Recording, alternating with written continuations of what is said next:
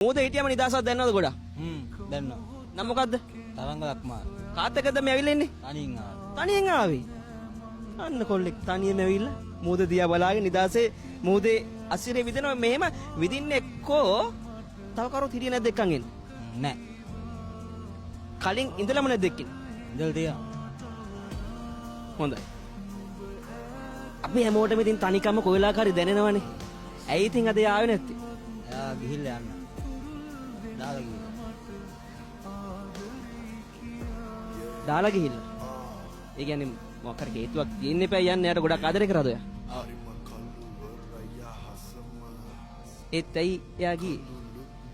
ඒක තාම මංවත් දන්නේ නැහැ. ඒ ගියේ කියලා.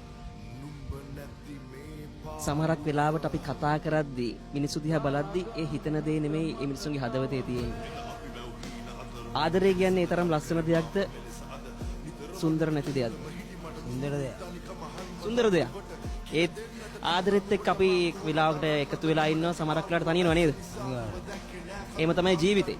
දැන් හිතන්න බලන්න මේ ආදරය කරන ගොඩක් කට්ටිය ඉන්නවා මේ ලෝකේ. මේ මෙතන මේ බීච් එකේ වලත් ගොඩක් කට්ටිය ඉන්නවා.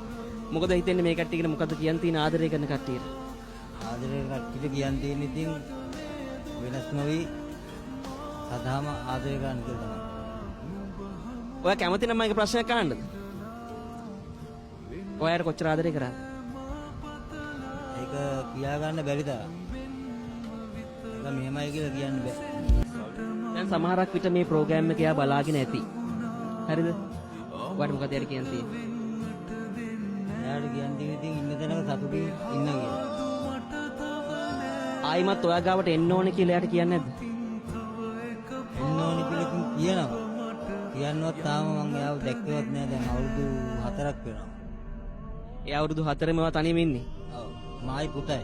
එක් මොහොතක් එන්න සොයා නවත් නෑ මං කරහව